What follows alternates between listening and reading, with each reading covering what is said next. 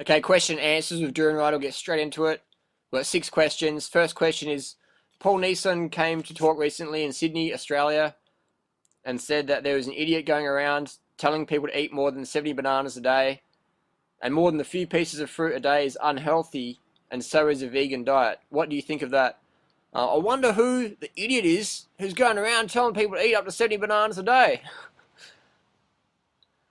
What do I think of that? I think Paul Neeson is a sincere guy, but he's just sincerely wrong.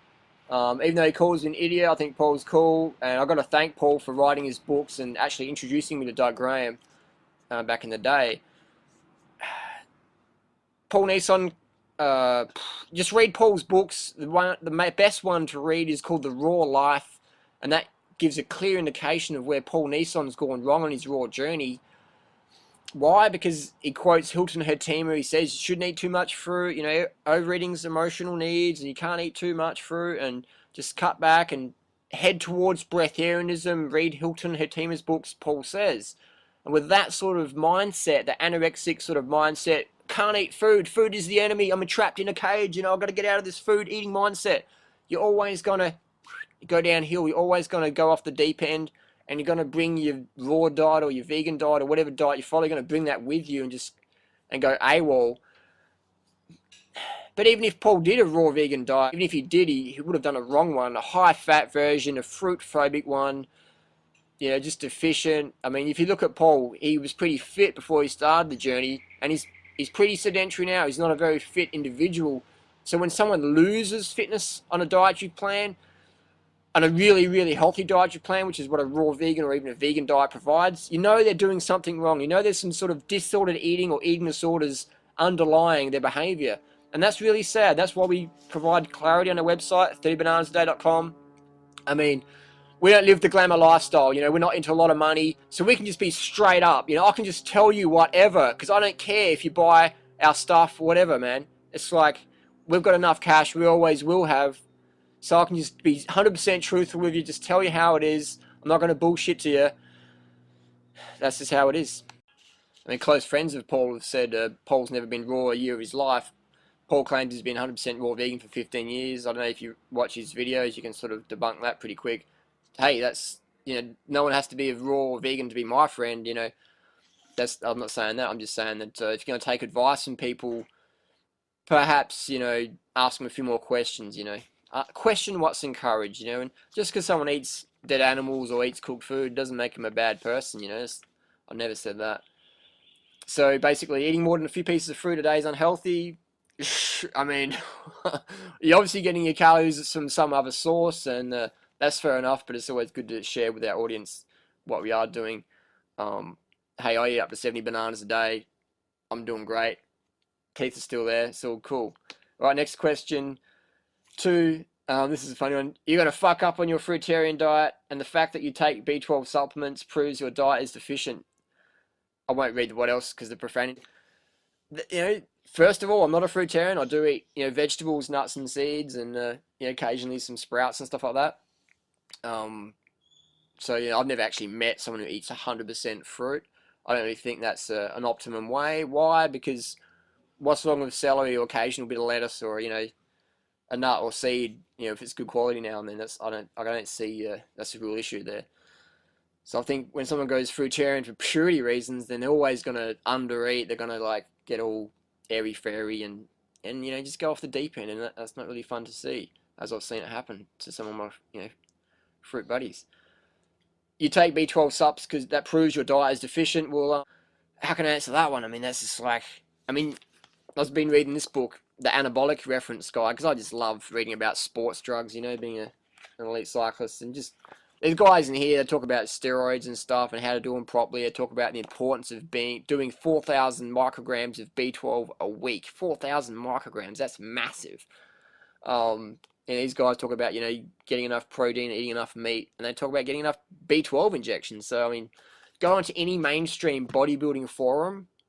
I'm not talking vegan bodybuilding forum. I'm talking like a mainstream redneck, eat your meat, drink your eggs and egg whites and all that stuff, bodybuilding forum, and type in B12 injections. Yeah, and they'll show you how to do it on the forum. A mainstream bodybuilding forum. I talk to my doctor friends, my nurse friends, and ask them, do you only test for B12 because of vegans? And they're like, that makes up a minority group. So that one's debunked. Question 3, your teeth will rot from all the fruit you eat, you skinny piece of crap. There you go. And people say, "Hey, you're young." Okay, what about people like Don Weaver and Doug Graham and the older people, Tim Trader and the gang? How come their teeth are still intact? I mean, it's like, hang on, your fruit rotted your teeth. These guys have been eating a lot of fruit for a long, long time. How come they've got teeth? Question 4, you're a fraud. There is no way you can ride that far without using drugs. You're scrawny and have no muscle. Get some meat, faggot. This is what I wake up to in the morning. It's like, hey, Durianrider, read this. Anyway, so I'm a fraud. There's no way you can ride that far without drugs. It's like, well, people who train with me know that I'm not on drugs. I'm not the fastest cyclist out there by any means, but I'm racing Div 1, racing A grade. I'm winning 24-hour mountain bike races. I'm not, a superstar, but, I'm pretty damn fit. I'll admit that. I'm pretty damn fit, and, I like to train with the best cyclists in Australia when I'm doing a hard workout, because they're the guys that, give me value for money for workouts, because chasing those guys down, I mean, these guys are just elite. So it's a great workout. But then they say I'm doing drugs, but then they say I'm scrawny and have no muscle. And it's like, hang on, if I can ride a bike, 400 watts up a climb, and I weigh 66 kilos and hold that, for 6 minutes, how am I doing that if I don't have any muscle? Sure, cyclists, I'm a, endurance cyclist, and I like running marathons, and you're not going to find really big guys doing that at my level, you know what I mean? You're just not going to find that. Okay, so next question, number 5. David Wolf says he only eats 2,000 calories a day, but he is fat. How come? Victoria Botenko eats just 100% raw fruit and veg, 80-10-10 style, and is obese. You say that it's impossible to get fat. You owe me $10,000, smiley face. The $10,000, I'll put out an offer. If someone can show me the fat fruit eater, I'll give him 10 grand. So I owed someone $10,000. Well, perhaps not. I mean, Dave Wolf, he's a cool guy, great dude, energetic speaker, I really like a lot of things Dave says, and I don't agree with most of it, but Dave's got some gifts, man, and can't deny that. So Dave says he only eats 2,000 calories a day, but he's fat. How come? Well, Dave's obviously eating more than 2,000 calories a day, because you're not going to be this, Dave's body size on 2,000 calories a day, and Dave's got a bit of strength behind him, and he's got a bit of fat behind him, but it's, you're not going to maintain that at 2,000 calories a day. 2,000 calories a day, and if you're a man, you're going to be looking anorexic. So people are obviously eating other things, and that's fine, doesn't make them bad people, but can be confusing, I understand. So Victoria Botenko, why is she obese? Just eats 100% raw fruits and vegetables. Well, Victoria's a lovely soul. Definitely helped me a lot in my journey. But I'm going to be honest with you, you're not going to maintain that weight eating just fruits and vegetables and nothing else. Doesn't even matter if you're eating cooked potatoes or rice. You're still not going to maintain that size. That's so. Yeah, well, I think I'll leave it there. Question 6. What is better, a high-fat raw diet or a low-fat cooked vegan diet?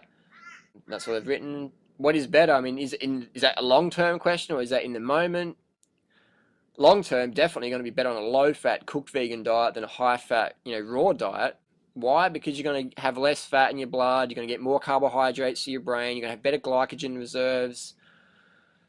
But in the moment, yeah, you just have a high-fat diet, for an afternoon or something, that's okay. But when you're doing it day in, day out, then you might survive out of discipline, but eventually you'll hit a wall and you just be not feeling the best. So I recommend, definitely a low-fat cooked vegan diet any day versus, a long-term high-fat raw diet. And that's what we see. People go on this raw food thing and they just, cut back on the fruit, get hungry, and just eat heaps of nuts. And nuts are fine. The seeds are great. Perfect. But when you're trying to eat them, as your main calorie source, that's when the problems start. If raw's not our goal, that's great.